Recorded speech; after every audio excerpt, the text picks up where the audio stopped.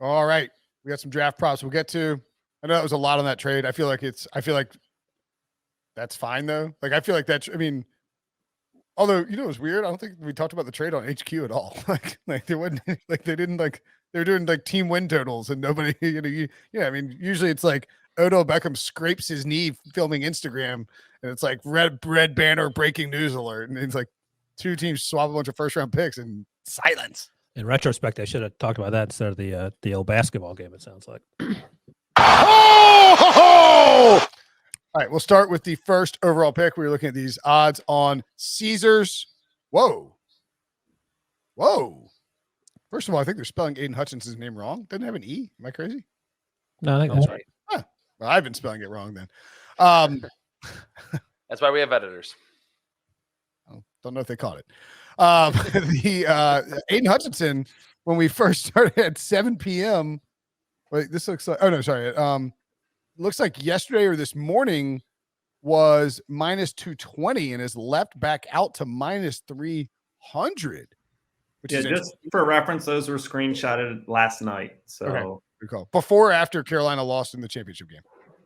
After they beat Duke on Saturday.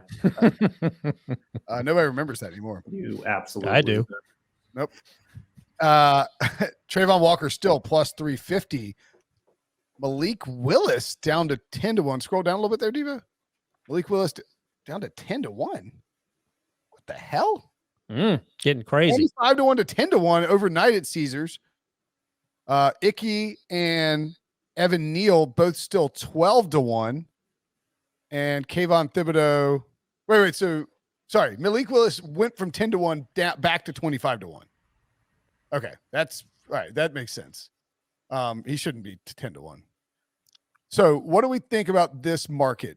To me, it is still very much a 4-player race for that number 1 overall pick, right, Wilson? And probably just a 1-horse race. Yeah, you and I were talking about this yesterday. I'll be interested to hear what Josh and Traps thinks about this. I think it's basically Aiden Hutchinson and Trayvon Walker at this point. And if there's some way to parlay that, Brinson was looking into it yesterday. I don't think you could, but maybe. Or you can't parlay because it's like a single outcome. So you couldn't parlay. You wouldn't want to parlay. Right. You were looking at parlay first and second pick. Yeah. Right. But some combination. They're having Icky. Jacksonville's having Icky in for a 30 visit. I don't know if they've had Evan Neal in. I'll have to look. I think right now feels like teams are of the opinion for the most part. A few that I talked to in the fall liked Icky better than Evan a little bit. I don't think that's necessarily changed. So I don't know if Evan goes first. I don't know what the Jaguars think about him. But I think it's Aiden Hutchinson, Trayvon Walker are the front runners, and then Icky's probably a little further back, and Evan Neal feels a little far. These odds feel about right. I don't envision a situation where any quarterback goes first overall. I don't know what would have to happen, unless, of course, it's the Saints. So, for one, that's the only issue. Traps, I saw in Prisco's mock draft that came out on Tuesday. I think he had to redo his entire mock draft because that Eagles Saints trade. But he actually had Evan Neal. It came out the day we recorded this. He had Evan Neal going first overall to the Jaguars. And I texted him about it. I was like, what the hell is this, bro? Like, because he's 12-1 right now. And I want to nibble if that's the case. And Pete's point was that if the Jaguars can't, and I don't know how much to buy this, but I guess here's the question. Do you buy that if the Jaguars can't come to a contract agreement with Cam Robinson before the draft, that they would take an offensive lineman first overall? Yeah, it's not totally crazy. I'll say with seeing that minus 300 for Aiden Hutchinson, the last couple years at this point, by late April, we're almost like locked in. Like we know who the first pick's going to be. I feel like it's probably going to be Aiden Hutchinson, but I wouldn't. I mean, obviously at minus 300, not great odds. You're not paying minus 300. You're not, but I'm not feeling like super concrete that it's going to be Aiden Hutchinson. And I think Pete's logic there actually makes sense. That for the longest time, probably up until early to mid-March, people thought, hey, like Cam Robinson, franchise guy, but he's not really that good of a left tackle. They could probably still use more protection, obviously, for Trevor Lawrence. They could go Evan Neal or Ike Ekwonu. So I think Hutchinson, presumable number 1, but if it's not, it probably will be either Evan Neal or Ike Ekwonu. Yeah, Josh, I think one of the things that sort of struck me about the timing of Pete's, Pete hears a lot of things from the Jaguars. There's a lot of people around there, does a weekly radio show. This is the sort of the time of year where if an owner, where the owner might start to get involved in that first overall pick discussion, because you're not taking somebody first overall without floating it by your owner. And I sort of wonder if Shad Khan isn't extremely concerned about the optics of tagging Robinson, passing on these two potentially stud left tackles, and then ending up with nobody protecting Trevor Lawrence's blind side in 2023. Is that a reasonable concern? I think it's certainly reasonable. I think that's got to be the primary objective, is to protect Trevor Lawrence. I mean, you did a poor job of that last year, so you got to make sure you don't do run back history again in 2022. But for me personally, I would probably lean towards Evan Neal if I was running the organization, just because I think protecting Trevor Lawrence long-term is that important. Now, at the same time, I'm kind of in line with Ryan and Traps and thinking that Aiden Hutchinson is probably going to be the number 1 overall pick, but I think the door is creaked open to the point where I would probably sprinkle on one of those offensive linemen. So why franchise Cam Robinson then? Just draft the offensive tackle. Why are you complicating things? I think the thought process is, okay, we know Cam Robinson is a average, maybe slightly above average left tackle in the league. We know we can bring him back. We haven't done our full homework because we just got hired on these draft prospects. Yeah, you have a room full of scouts that have been doing this all fall. That's a terrible excuse if that's the excuse. Well, you could rescind the franchise tag right now if you want to. Maybe he signed it. Anyway, like, they have tons of cap space. I don't think it's that big a deal to franchise tag him. Worst case scenario, you draft one of these guys. You're like, hey, look, Cam, you're playing the right side. You're playing on the right side. You'll be a free agent next year. Go ball out. And Juwan Taylor, he was going to the final year of his rookie deal. Well, so you have two guys on the final year of their contract. So it makes total sense that you potentially. Well, one you're paying 3.7, the other one you're paying a franchise left tackle number 2. It just well, it's the same, left tackle, right tackle is the same number.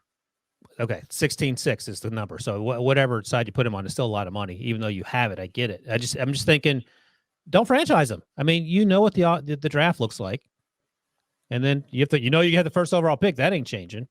If I don't disagree with you in the sense that, like, take an offensive lineman because you got to protect Trevor Lawrence long term, but I do disagree with the idea. It's like, look, I mean, you have the money, you don't mind spending it. Franchise tag the guy, and then if for any reason something like your draft pick isn't ready or they get hurt, you have options. That's all I think. But I mean, I sort of think sprinkling on Evan Neal and Icky at 12-1 right now is probably a smart move, because that's really the longest they've been since that early March steam, maybe, or late post combine, post combine steam, where Icky was all of a sudden the favorite. Icky and Neal were -110. And the favorite, Hutch, was like out to 5-1 or 8-1. I think that would be a potential good move. All right, second overall pick, Trayvon Walker +230, Aiden Hutchinson +250, Malik Willis 4.5-1, and Kayvon Thibodeau 5-1. I mean, I sort of think maybe you could put a little on Hutchinson to cover your wager on Walker, but I think the move is you bet on Walker here, right? Well, I mean, we just talked about if offensive tackle goes number 1, Hutchinson's probably going to be number 2. He's a Michigan kid. These odds are interesting, right? Like, what? Like, Trayvon? Why is it Trayvon Walker lower? No clue. I don't know if it's the Aiden Hutchinson math. I guess so. Yeah. Maybe they listen to the podcast. If there's anyone, I would bet on Kayvon Thibodeau here. I could see a scenario that Dan Campbell just completely disregards everything about Kayvon Thibodeau being obsessed with his brand and whatever. And there's a connection to Penei Sewell that he would have, firsthand experience with Kayvon Thibodeau. And I could see, all of this smoke could be coming, from Daniel Jeremiah through Joe Douglas, that they want Kayvon Thibodeau to fall to 4 to the Jets. And then he just goes number 2 overall. I think looking at those odds, +500 right now for Thibodeau seems like just the only one that I would really feel good about, especially relative to the value. Yeah, and last night when we got these, I think Thibodeau was +1100, so it's moving in that direction. Okay, interesting. Thibodeau second overall would F up some mock drafts. All right, let's look at the third overall pick. Ike Ekwonu. Icky is the favorite at +180. By the way, just a delightful young man. I mean, a really, really like I think he might be as clean a prospect as they come. Just a good dude. Evan Neal, although he did almost accidentally cuss, he's goes, shit. Oh, don't put that out there. We're like, dude, slow down.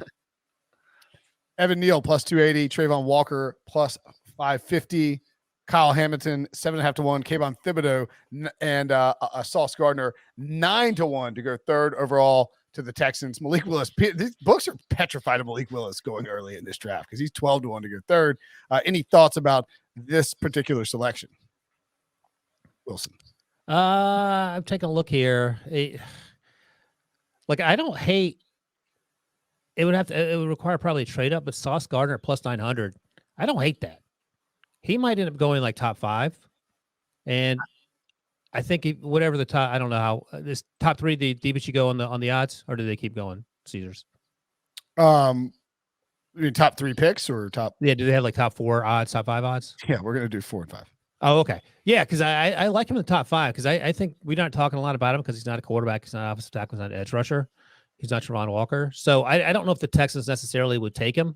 Lovie Smith's the coach now, and he's a defensive guy, of course. So maybe that brings in Thibodeau, for example, Trayvon Walker, should he happen to slip because the offensive tackles or whatever. They're not taking a quarterback. I think Davis Mills is their guy. It'd be silly to go through everything they went through and to take a quarterback here, I think.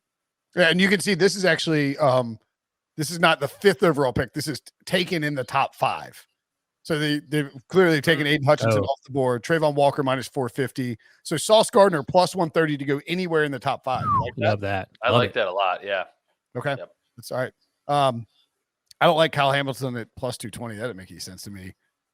Thibodeau is really interesting to be. Wait, what about Hamilton? Don't you like taking in the top 5? You don't think he's going to top 5? Is that what you're saying? Oh, I don't think so. That'd be super. Okay. Because I don't disagree with that. Because I think you'll get obviously at least one of the offensive linemen, 2 pass rushers, probably Sauce Gardner, and then the 5th pick is the Giants. And I would be if the Giants are going to pick at 5 and 7, and one of those offensive linemen is sitting out there, I don't think they'll risk the Panthers taking them. They'll risk the Panthers taking Kyle Hamilton instead of the offensive lineman. Yeah, I think that's right. Yeah. Thibodeau, man. I mean, could Thibodeau go? Is Thibodeau going to go top 5? Could it be like 3 straight pass rushers to start the draft? I don't know. I say it all the time. Like, I just don't like to peddle in rumors, but I've talked to teams that are concerned about his brand nonsense. I've talked to other folks around the league that aren't crazy about his work ethic, and make of that what you will. You watch him play, he's lights out, but it's just weird that I keep hearing it. It's like I'm out there looking for it either. So that's what concerns me. You love him too. Just gonna end up burning you. Maybe. Yeah, I like him. I think he's a really good football player. Like, when he's on the field, he's dominant. I mean, if you read Bruce Feldman of The Athletic, his mock draft where he talked to a bunch of coaches, college coaches and sources, some of the pushback from the teams that they played against, the coaching staffs, was like he was good but not great. I wouldn't go that far. I thought he's great when he was healthy. He hurt his ankle after the first game of Fresno State. And when he came back, he was just destroying people. So I don't know, man. He was great to talk to the 2 times we talked to him. It seems like a good dude, but I don't know what he's doing away from, when he's not talking to HQ, for example. All right, let's look at first drafted by position. Running back may have a little bit of value. Breece Hall is minus 270. Is he that clear cut of a first running back to be taken? Who's next on the list? Kenneth Walker plus 240, and then Isaiah Spiller 8.5 to 1. Kyron Williams 20 to 1. Brian Robinson Jr. 25 to 1. Dameon Pierce 25 to 1. And then you get to the 30s with a bunch of dudes. So Ken Walker's my running back 1. I'm not sure where Traps and Josh are on their running back journeys. I have Ken Walker and Isaiah Spiller tied for first, and then Breece Hall right behind them. But it feels like Breece Hall is like the odds-on favorite. Like he is the odds-on favorite. Like by a long shot. Like I can't envision a scenario where after running in the high 4.3s, having a 40-inch vertical. I know Ken Walker ran really fast as well. I think pretty close to Breece Hall, or maybe even a hundredth of a second faster. I just think Breece Hall has 2 or 3 years of high level production. The fact that he's kind of been billed as the running back 1 for a long time, I think it's kind of stupid to bet anything besides Breece Hall here. I actually disagree because number 1, Kenneth Walker, they're not playing quarterback, so that's less mileage. Number 1, number 2, plus 240, and he doesn't catch the ball a lot at Michigan State, but that doesn't mean he can't catch. So if teams figure out that he can catch, and also Breece Hall tried to beat me up at the combine, so that's why I'm going Ken Walker plus 240. Yeah, I wouldn't want to lay 270 on Breece Hall being the first one taken, just because like I feel way more confident that Aiden Hutchinson goes 1 than Breece Hall is the first running back taken. You know what I'm saying? And that's like it's 30 cents difference, but like a fairly similar type of, you gotta, if you want to win $100, you got to put down 270 for Breece Hall. Like I think if it were that concrete, it would have moved up to like minus 500. But Kenneth Walker at plus 240, I don't mind. Like that dude's kind of a monster. First wide receiver first offensive lineman drafted. Josh, is Ike Ekwonu the value here at minus 150, or would you take Evan Neal at plus 130? Yeah, in terms of value, I would take Evan Neal, absolutely, because I think it's kind of a toss-up between the two. So if you're getting value in one direction, I'd probably take that at this point. You guys agree with that? I tend to agree with that as well. I do. Especially if, Yeah, I don't know. I mean, Pete likes Evan Neal. We've talked about that for a while. He tried to, you can push him on this. He tried to say Icky's got to play guard. I said, Pete, he's not playing guard at the next level. And then once me and BMAC started teaming up on him, he backed down from that. But yeah, I mean, you're getting plus money. I get it. So this could be, if the first offensive lineman isn't until pick 6. That's all it's saying. It doesn't have to be the first overall. I'm reading that right? Yeah. So no. The first offensive lineman could be taken 35th overall. Yeah, I was making sure I was reading the headline right. Yeah. Okay. Yeah, I get the plus money. I don't know. I would stay away from this. I don't feel good about either. Yeah, if I took anything, it would be the plus money, I think, too. I think Icky's the better offensive lineman, and I would pick Icky first, and I get why he's the favorite, but I think getting the plus money there is the move. I can't fathom a world where Charles Cross goes before those two guys, right? Well, not in the media world, but we don't have all the information. That would be crazy. Okay. Looking at the first cornerback drafted, Ooh. I mean, I really think the only thing you can take here is Stingley at plus 280 if you want to bet it. Minus 400 is pretty expensive for Ahmad Gardner. Although, are we, on a scale of 1 to 10, how confident are we in Ahmad Gardner going as the first cornerback taken? 7. Oh. Yeah, I was going to say 8 or 9, but LSU's Pro Day is Wednesday today, if you're listening. If Derek Stingley runs in the high 4.3s and has a 40-inch vertical coming off a Liz Frank injury, there could be some buzz for him to maybe jump him, but it does feel like about an 8 or a 9 in terms of confidence that it will be Sauce Gardner, the first corner off the board. Yeah, I'll split the difference and say 7.5 on a confidence scale to 10. Obviously, it only takes one team to change that. But, even last year, we thought Patrick Surtain was probably going to be the first cornerback taken, and then J.C. Horn comes charging up as well. So, we don't know how these teams view these players, but I think just based on the way that the winds are blowing right now, it would probably be Gardner as the first cornerback taken. Okay. I would need more than 7.5, or 8 to lay 400, I think. I mean, no, I hear you. That's a lot. I would want 9.5 or 10, I think, if I was going to lay 400. All right. To the first wide receiver drafted. Now, this is a very interesting market.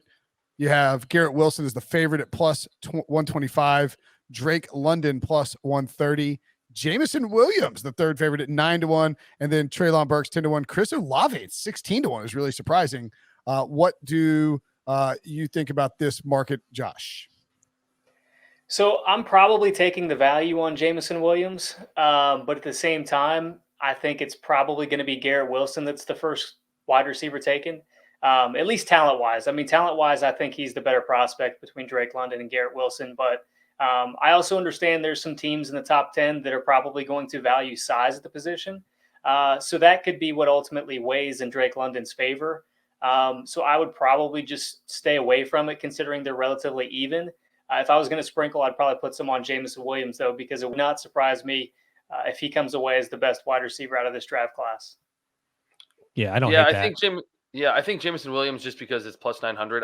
I would sprinkle a little on Drake London. I mean, I think the reason why this looks like it does in terms of the market is because Drake London hasn't worked out yet. He was supposed to work out on Tuesday, but he pushed it again till next week. Being 6'3", 215 pounds, if he has, like I said with Derek Stingley, if he runs in the high 4.4s at that size and has a vertical over 35 or 36 inches with a crazy broad jump, then people will finally be able to say, like, okay, like we weren't sure about his athleticism, but now we know that not only is his film really good, he's great after the catch, the contested catch situations, but he's also a high caliber athlete. If you look at a lot of mock drafts around the internet, a lot of them have Drake London going as the first receiver off the board. So plus 130 right now before he works out is probably like when you want to do it if you ultimately want to put some money on the USC receiver. I think it depends on. Sorry, I think it depends on who you ultimately think is going to take a wide receiver too, because the Jets were in the market for Tyreek Hill, so maybe they're looking for speed at the position. Atlanta's having to replace Calvin Ridley. They've also already got Kyle Pitts on the boundary that can go up and win those jump balls, so maybe they're looking for speed. Arthur Smith has kind of valued yards after the catchability, so maybe that's a fit there for Garrett Wilson. But if it ends up being Washington that takes the first wide receiver, then I think Drake London's probably the best fit. Yeah, I was going to say the thing about Jameson Williams is at plus 900, which makes it sort of interesting, is that Henry Ruggs was the first wide receiver drafted a few years ago. No one saw that coming. And also, I would love to know 2 years ago to the day what the odds were that Justin Jefferson was going to be the first wide receiver taken, because I'm guessing it looked like Jahan Dotson numbers down there, like plus 5,000 or something, because the concern was he played in the slot. How would he do outside? Man coverage, all the crap that we were talking about and talking ourselves out of why he was probably the best wide receiver. So that's also something to consider. I think with these markets, like Ruggs maybe got steamed up a little bit, getting closer to the start of the draft. But I think if I was betting into these, Olave doesn't really make sense to me at 16-1. Like, is he that far removed from the top of the class? Like, no. Why couldn't Olave be the first wide receiver drafted? 16-1, I think, is a good bet. I bet that close, like that was closer to like 10-1 or 12-1 earlier, maybe even down to 8-1. And it's just like, again, as we always say, these are reactionary markets. They saw a bunch of mock drafts. Olave's not the first guy going, or hadn't even close to one. And he moved up to 16-1. I think that's worth the splash. And then the Jameson Williams thing, I think is worth as well. Like the thing about Olave, I would just say about Olave is that Garrett Wilson told me he was fat. Olave was faster than he was. Garrett Wilson played much faster. Garrett Wilson's much more dynamic. He had some focus drops, so that's a thing if you're concerned about those sorts of things. I would be surprised, and the plus 1,600 put some value on that if he was the first wide receiver taken, just because that means he went not only ahead of his teammate, but also Drake London, even Jameson Williams, who Josh talked about, and Treylon Burks, who I think actually has a chance to be a better NFL player than Chris Olave. But again, I would refer you to the Justin Jefferson conversation in terms of us not knowing. Yeah, I mean, it's no doubt a longer shot at 16-1. I just think I would, and you could always, let's say you want to put, I'm sure I can't do the math off the top of my head, but there's probably a way where you could, if you wanted to put $100 on the wide receiver market, where you could do like $40 on Wilson, $40 on you could. And what I'm saying is, you could, with these odds, I think you can kind of figure out a way where you could sort of cover your bases as long as it's not Dotson or Burks. And then if it is, you're completely screwed at that point. Daniel Jeremiah with an interesting tweet. We'll get to that in a minute, or maybe later. First quarterback drafted, Malik Willis. Out to minus 200 at this point. Kenny Pickett plus 190. Matt Corral 16-1. Sam Howell 20-1. A little surprising. Desmond Ridder 30-1. What do we think about these odds? To me, this says that the general belief has become that Malik Willis is going to go before the Panthers at 6, because I sure as hell think Kenny Pickett's going to the Panthers at 6. I don't know. I wouldn't be surprised if the Panthers take an offensive lineman. Like I'm sort of leaning that way. Kenny Pickett is the most NFL ready of this crew, in my opinion. Malik Willis, we've talked about for forever that he probably shouldn't be thrown out there right away. I would put money on Kenny Pickett only because it's plus money. I have no idea how this quarterback class is going to sort itself out. Like I have no sense what's going to happen to 6 or 8. And 9 with Seattle. I have no idea. So if you're going to make me pick something, I would take Kenny Pickett and then probably Matt Corral just because it's crazy plus 1,600. And I would just leave Malik alone because it's minus money. Josh? I think it'll probably be, man, that's tough. Because if it's Carolina, then suddenly I think it could be Kenny Pickett. Otherwise, I think most teams would probably value Malik Willis over him. So I would probably lean towards Malik Willis, but it's not enough for me to want to put anything on that. The only possibility that I would possibly sprinkle on here would actually be Cincinnati's Desmond Ridder, just because I think he's probably going to go higher than some expect. I don't know that that's necessarily inside the top 10, but I think there's at least a shot that he's in that conversation. By the way, I should point out, this is a good time to mention this tweet. Daniel Jeremiah at Move the Sticks, of course, of NFL Media, now very famous, tweeted, I reached out to 6 GMs to get their thoughts on the Saints' motive for the trade with the Eagles.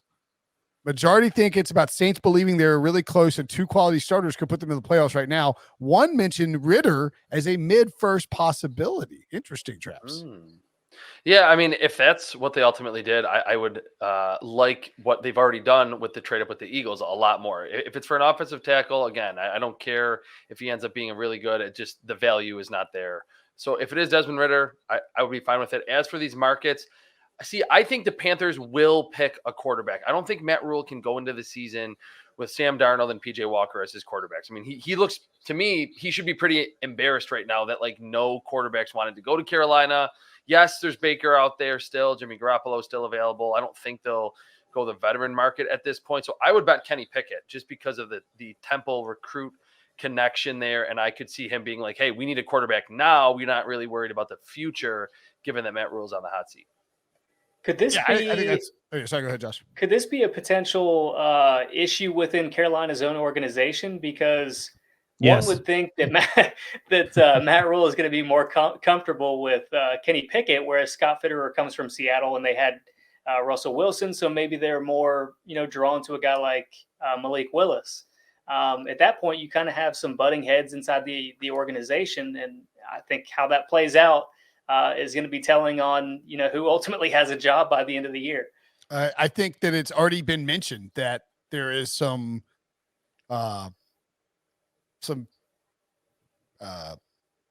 tension, friction, I guess, in the building as to who they would take, which quarterback they like, which is kind of certainly interesting. I mean, the Panthers are just a mess. We don't need to talk about them. Okay, that's it for the draft props. Any other thoughts before we get out of here? We covered that whole trade. We covered all the props. We're going to do it in under an hour.